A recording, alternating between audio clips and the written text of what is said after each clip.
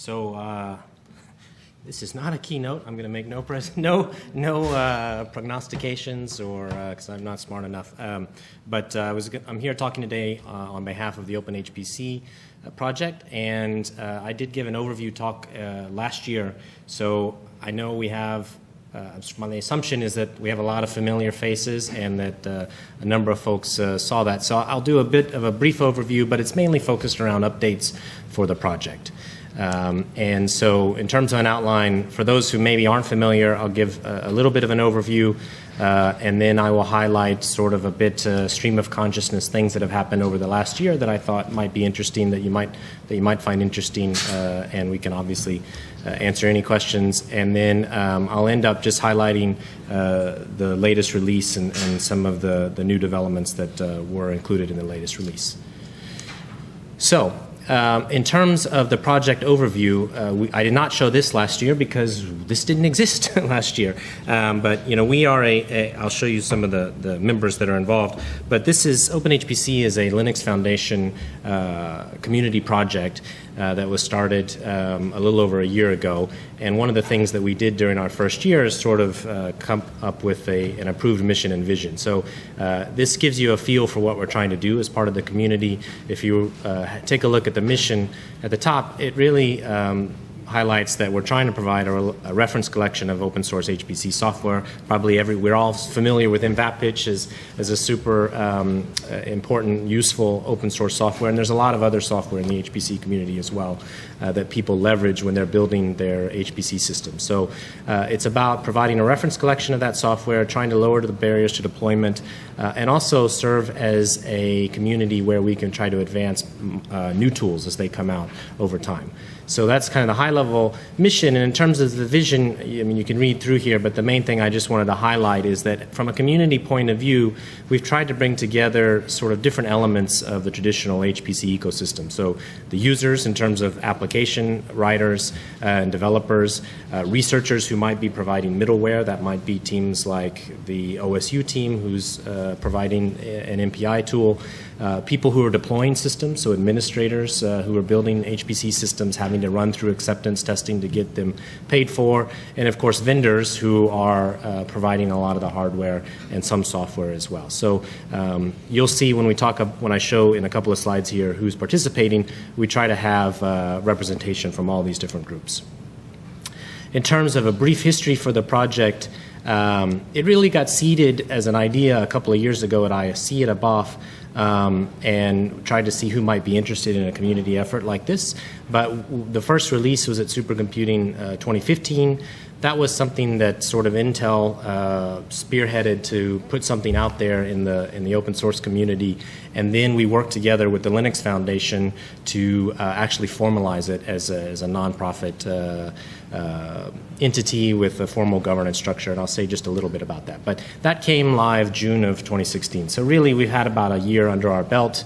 I gave a brief overview here at MUG last year. We've had BOFs and releases along the way, and we just had a release right around the June timeframe, which I'm going to highlight at the end of the talk today. In terms of the project members, we have roughly 30 members who are part of the Linux Foundation OpenHPC community.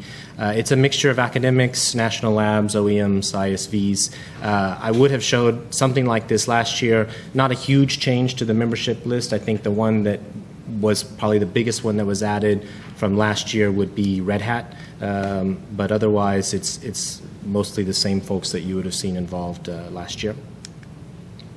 In terms of organization of the project, we do have a couple of governance structures in place, and the one that's probably most relevant for this community is we have a technical steering committee, and it has a number of different roles highlighted in the technical steering committee, and I just wanted to mention that. This is again trying to take into account that any community like OpenHPC needs to have different points of view. So I'm currently serving as a project leader. We have some integration testing coordinators, but we also have representatives who make up people who are developing software. Whether it might be MPI, it might be containers, doesn't matter. They have the point of view of developers who are releasing software that is finding its way into the open source community and having, wide adoption afterwards, potentially. And then sort of on the other extreme of that is we have folks who are really just using all this software and are standing it up. So these would be the administrators, the owners of HPC systems at supercomputing sites around the world. So we really, we see those as having sometimes different opinions as to how things should be done, and we want to make sure that we have both points of view. And then like any open source project, we have a number of maintainers. So I'm going to show you on the next slide who's actually sitting on this committee, just so that you know, because they're good folks to interact with. I was going to tell you we just completed our election for the next term, so we're starting a new TSC term right now. They're for 1 year, and we just completed that, in fact, this last month. So these are all the folks who are participating on the technical steering committee. The folks who are in blue are new for this year. So you'll notice some additions from places like Cray, Red Hat, Lenaro, Atos, and also an academic from the New York Langone Medical Center. So the folks that are in black were participating as TSC members previously. So we have roughly 20 folks. It's about the same size as last time. Don't need to go into too much detail, just mainly want you to know that these folks are helping us with the project, and should this be something that you find interesting or useful later on, you know, we have a yearly boundary, and we'd welcome any nominations next year, or you don't have to be on the TSC to be involved, but just want to make you aware this is where all our technical governance happens. That's a bit odd. Oh, there we go. So switching gears to talk just a little bit about sort of what we're trying to support, and then we'll go into the new items. So in terms of system architecture, there's nothing surprising here. It's your typical sort of HPC cluster. This is just pulling a plot right out of the sort of the user guides. But you know, the assumption is that you have some head node. We call it an SMS. You have some number of compute nodes. You have a couple of different fabrics, typically you know, a management interface that would allow access to some out-of-band capability, talking to BMCs to do power control and that kind of thing. You would typically have some sort of high-speed network. Today, the ones we focus on from a testing and support point of view are InfiniBand and OmniPath. And you know, you may have a parallel file system. Today, the ones we sort of test with are things like Lustre and BGFS. And of course, in a real, you know, large production system, you're going to have some number of administrative nodes, login nodes, maybe dedicated resource manager nodes. Who knows? Could have a number of different administrative nodes. So this is sort of the overall type of architecture that we try to support. We provide recipes that if you have this and you're starting from bare metal, that you can go end to end to install a system, but obviously you can customize it to suit your own environment as well. So if you're not familiar with the project and you only walked away with one item of information today, this would be the one I would say to try to remember. It's sort of the key takeaway number one with respect to the project. OpenHPC is really fundamentally a package repository. So it has a lot of open source software that has been selected and has been pre-built and has been pre-tested and is sort of known to work together. And it's just a package repository that's standing on the network. In fact, it's hosted on Amazon. And the repository is targeting folks who are familiar with Linux, you know, Linux admins. So you just enable a package repo. So if you're on Red Hat, you use Yum. If you're on SLES, you use Zypper. And then you can pick and choose packages that you would want to install. And so, you know, I think it's important to understand that, because we get a lot of questions that say, hey, you know, you guys have Slurm, but I like Torque and Maui, for example. That's fine. You know, the way that this whole thing is engineered as a package repository is that you can pick and choose what you want. All of the interdependencies between all the packages are managed. So if you install an mVapich that's targeted for the GCC compiler, it's going to install that GCC compiler as well, right? You know that that's going to be taken care of under the covers, just like standard package management. But if there's something that you want to customize, or there's something that's not there, it's really just a package repo. So pick and choose what you want. You can use as little or as much as you'd like to. So that's key takeaway really from the point of view of the community, is that these are package repositories. All right. So now I'd like to switch gears and talk about some of the new items and changes basically in the last year since we were here together at MUG. So first item of business is I just highlighted the fact that this is a package repository. That's great if you run a system where your head node is attached to the internet. I'm sure all the lab people in here would say we would never do such a crazy thing like that. And we know that. Many HPC sites don't do that, or they just prefer to host their package mirrors locally. And so we know that. And so one of the things that we did from the very beginning as part of OpenHPC is we provided sort of a collection of the whole repository in an ISO actually. It was an ISO image. And we realized that that wasn't particularly convenient to people. So one of the things that we've done over the last year is we switched to providing a tarball that has all these packages. And I just want to highlight the point that of another thing that comes up sometimes, which is, hey, you guys are providing a lot of binary builds. That's convenient. So I don't have to build it locally, and that's, in fact, part of the motivation for the community. But what if you just want to tweak one little thing, right? Maybe you want to change one compiler flag. We get often asked, do you provide the source? And of course we do, and we do it in a way that's pretty consistent with Linux distros in the sense that we provide both binary RPMs and source RPMs. So that's kind of what you're looking at over on the right-hand side. You could download the binaries, say for x86, and have all the binaries installed or hosted locally, or you could do the source tarballs as well. And obviously the source tarballs, you can kind of get a hint, they're a lot bigger. So this is a new thing over the last year. We shamelessly stole an idea from something that the XCAT group does at IBM, which is they distribute tarballs as well, and they provide a script that allows you to enable the repository locally, and we're doing the exact same thing. So if you wanted to do this, you could download one of these tarballs, run this make repo command on the right, and you would have a repository set up where you could start installing stuff. Something else that we did over the last year, really based on sort of starting to see how people really used some of the OpenHPC packages.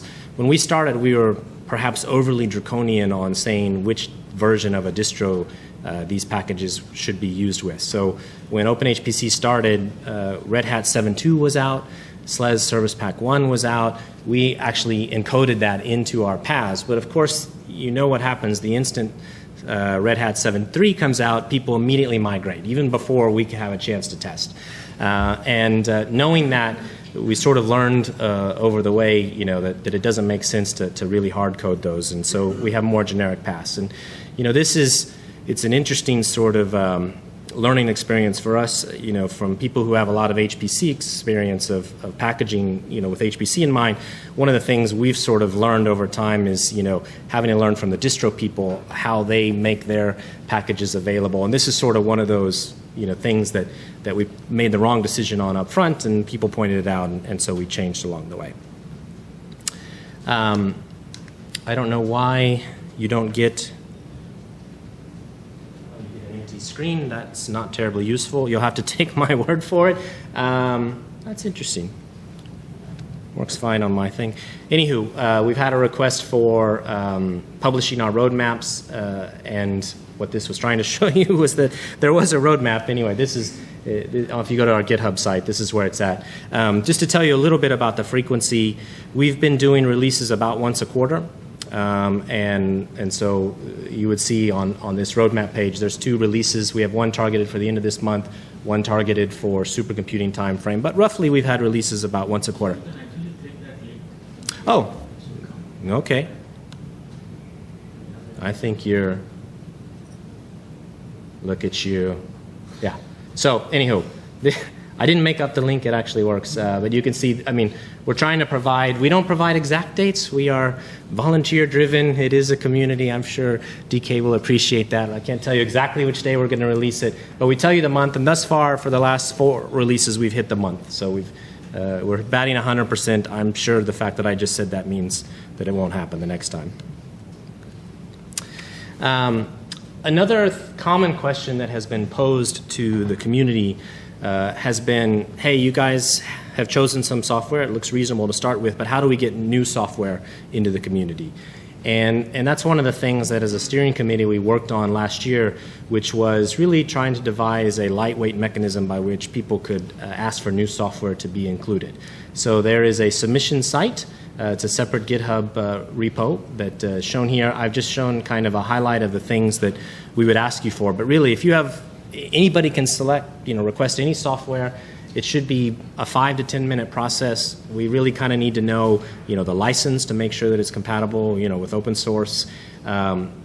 Something about the build system. We're providing RPMs. That's probably obvious by now, so we need to make sure that the build system is compatible to work within RPMs, things like that. So, and we've driven this process already 3 times now. We have a process by which we review requests roughly quarterly, and I just highlighted some of the software that has been added since last year just by doing this process. So, and I say this is example software and recipes. So one thing that is probably important to get your head around, and I'll show you the recipes in a little bit, but there's a package repository, which is, hey, just how to install packages.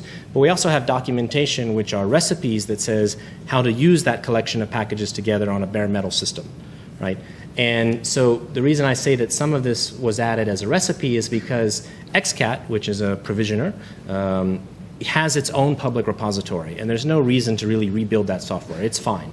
But what we have included in OpenHPC is a recipe that says how to enable that repo, how to enable the OpenHPC repo, and how to build an image that you then provision to all of your compute nodes using XCAT. Right? And the same story applies to something like BGFS. They have a repo available. We don't need to rebuild that, but we show how to enable it within a compute image. All the other ones that you see are software that have actually we're building as part of the OpenHPC process. So we're adding some new numerical libraries. We have multiple resource managers now. So we started off with Slurm. Now there's PBS Professional.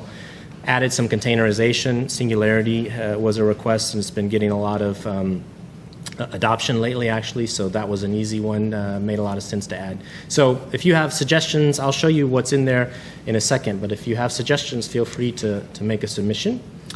Another big ticket item that we did last year, which I wouldn't have been able to talk about at MUG last time because we didn't have it, is that we now are doing builds against multiple architectures. So we started off, this was sort of seeded by Intel, no surprise that we started off with x86.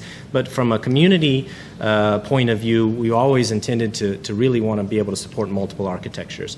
And so starting with the 1.2 release, which was at Supercomputing last year, we started to enable builds for ARM.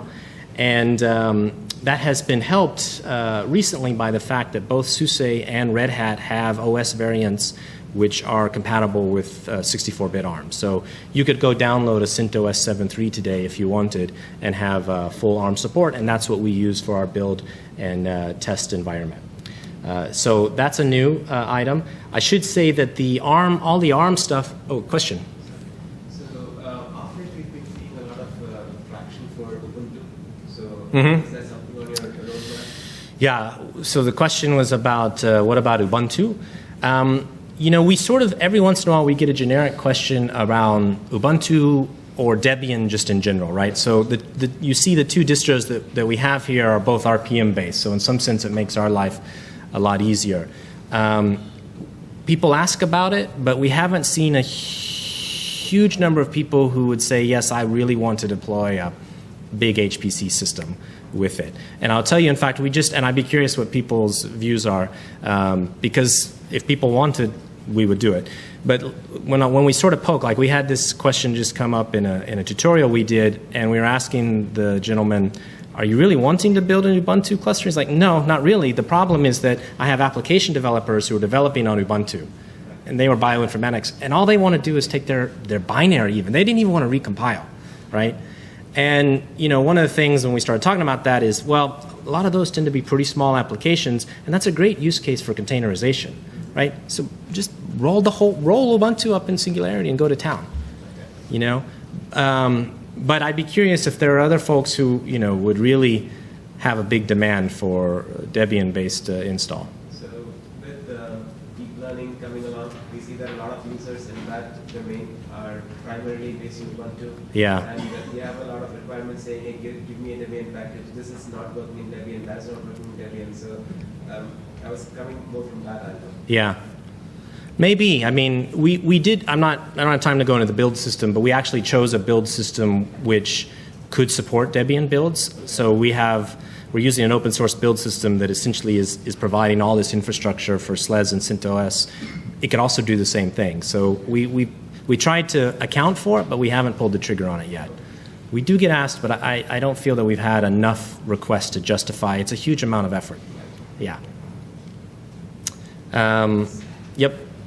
But getting back to the ARM stuff, so we have released this as a tech preview. We're hoping that for supercomputing this year, we'll be able to sort of remove the tech preview moniker. But really the reason for that is that an awful lot of the provisioning aspects, sort of assume x86. They have, like if you're going to TFTP and do PXE and all that kind of stuff, a lot of the provisioners have hard-coded binaries for x86. So there's some additional work required to do provisioning. We document that in some tech preview notes. There's a few interesting things that come up just because some of the software hasn't been, run on ARM before. Like one of the ones we encountered was with the GNU Scientific Library, which builds and runs fine, but actually fails some of its own regression tests. And when you look at that in a little bit more, and the ARM guys did some of this work, you find out that they're sort of basing some of their results on extended precision in Intel that you don't have, say, on ARM. And so it's sort of a bit of a false failure because we wouldn't expect it to meet that. So we document all of that in this page here about the tech preview. And just to highlight the number of packages, you have roughly for x86 500 RPMs or something today. And then this has just sort of been steadily growing as we add new software. Now, one of the things that we put a fair bit of effort into, and this is really based on experiences in the past of being involved in running a supercomputing site, is that end users don't care so much about where the system comes from, right? They don't care if it's a Dell system or an HP system or a Cray system. What they really care about is how do they go about doing their work? What does the dev environment look like? And part of what we're trying to do with OpenHPC is to provide a consistent development environment. So I haven't say it, but we're supporting modules. I think modules, when we started, there was enough momentum behind modules to say this is going to be the way we expose our development environment to users. So part of the packaging in OpenHPC is about creating a hierarchical set of modules to expose to the user. And the main thing I just wanted to highlight here is that this is an example showing on the bottom, what module avail might be on an ARM system, and the top is x86. And the point, of course, is that there's no magic here. It's the same environment. So from the end user point of view, they could leverage the packaging from OpenHPC, install it on two different architectures, have the exact same software, and have a very consistent environment across the two. And we see that as being a useful part of the community effort. One other thing that comes up is that we don't have every software that someone might want, but we do include some additional tools from the community that are somewhat similar in effort, in the sense of they have a community around how to build and install packages. And two in particular are Easy Build and SPAC. And so we have both of those included in OpenHPC. And the idea there is that, let's say we don't have a particular package in OpenHPC, these communities might, and this is just highlighting a case with SPAC, showing that maybe you might want to install Darshan to do some I/O profiling. You could leverage that within OpenHPC and install that as well. Just a few more slides and we'll wrap up. One thing that I would have mentioned last year is that we had a recipe for how to install on an x86 system with CentOS and Slurm. That's all we had when we started. But now we have lots of different recipes, and the point about this is that we're not trying to be too prescriptive as to tell everybody in the entire HPC community what resource manager they should use or provisioner, because that would be a losing battle, right? If you're a Slurm fan, you're going to use Slurm. So we now are providing and validating a lot of different recipes, whereas we had one before. You can sort of see all the ones we have now, because that's different architectures, different provisioners, different resource managers, and the general idea is that you pick the one that's closest to what you want and you would start from those. All the commands that we provide in our recipes are stored in a shell script, so when you install the documentation RPM, you can use that as a starting point. If you want to customize, you can grab that script, have every command, so you're not cutting and pasting, combine it with an input file, and sort of use the combination of those to install a system. And I think the last thing I want to highlight is that a development over the last years at supercomputing at 16 at our BOF, there was a request from people saying, hey, you guys are putting a lot of effort into a test suite, and we have put a lot of effort into a test suite, which is really validating that all the components that we're building are working together. and the request was, could you make that available as a standalone package? And so we did that. It's called Test Suite OHPC, and it's made available in a typical use case would be, let's say you want to just tweak one particular build. And the example I'm kind of throwing out here is FFTW, the FFT library. Let's say you downloaded the source RPM from OpenHPC, changed one configure aspect of the compilation, and installed that locally. Well, what you could then do is use this integration test suite to just focus in on running that FFTW test and verify that it's working as expected locally. And you may notice that you can see at the bottom here that it's testing different MPI families. We take care of looping over all the MPI families to test those. This actually runs jobs through the resource manager. Yep. Yeah. Yeah. It's trying to mimic what an admin might do at a site. And so, in fact, if you run our test suite today, it runs about 1,000 jobs through the resource manager. Suppose I'm making a new release of the package. Mm-hmm. Can I download OpenHPC, plug out the existing adapters, just plug in the new one and run the test suite and make sure that they pass? Yes. The only thing is, so you have control over saying which MPI families you'd like to run. The only thing you would need to do is provide a module so that when it did, because it's going to do module load mVapich, okay, right? So you need to make sure that in your environment you get the mVapich you want. Okay. But absolutely. And we can talk more about that. Thanks. Yep. And I'm running out of time, so let me just say we have a CI system hosted at TAC. People have been kind enough to give us some hardware. Thank you. We're using Jenkins. This poor thing gets beat up. The last release we installed this cluster 1,000 times in a bunch of different permutations. So we are trying to make sure that when you get it, that it has been validated. This is the current set of software that's in the 1.3.1 release. You can see some of the new items. Of course, this is the most important one that we care about in bold. mVapich is down there. And you can see some new additions which are coming. Interestingly enough, we've had a request for Clang. Any big users of Clang and Flang and LLVM? And yeah? Okay. Yeah, so what we're planning to do is make sort of the front end available to start with. We're not planning on making all permutations of the scientific libraries available, but it's going to be coming out with the next release. And with that, let me just call out one last thing, because there was some discussion I had yesterday with folks about, we even talked about it with mVapich, different versions of software, right? One of the things we did in this last release is we introduced a new GNU compiler variant. So previously we had been building things with GNU 5, GCC 5 dot whatever, and we wanted to make available a very new variant, which was GCC 7. Now that one's very serious, right? You're not expected to, you're sort of expecting that you're going to recompile when you do that. And so the way we do that is we call that out as essentially a different compiler variant, right? So in OpenHPC, you would actually be able to install the original GNU, which would have been GNU 5, and the new GNU, and you can have them installed side by side, or you could just grab the latest. And we provide a lot of convenience packages, we call them meta packages, that would allow you, in fact, to install all of the, say, parallel libraries with the GCC 7 variant and the different MPI stacks. So you see on the bottom, for example, mVapich. And this is really what allows you to have, say, GCC 5 and GCC 7 installed on the same system, and your users can pick which one they want, and we have the downstream libraries that are all built to match. And so if we were to do this, at some point mVapich is going to have a release that's not ABI compatible, we will have to do the same thing there. So we're starting to sort of set that precedence for doing this. And with that, let me stop. We're just a couple of minutes over. We've been going for about a year. We've had 4 releases since the last time we were together at MUG. We just did a tutorial last month that, if you are interested in this at all, it has a lot more technical detail that we couldn't go into today. And thank you very much.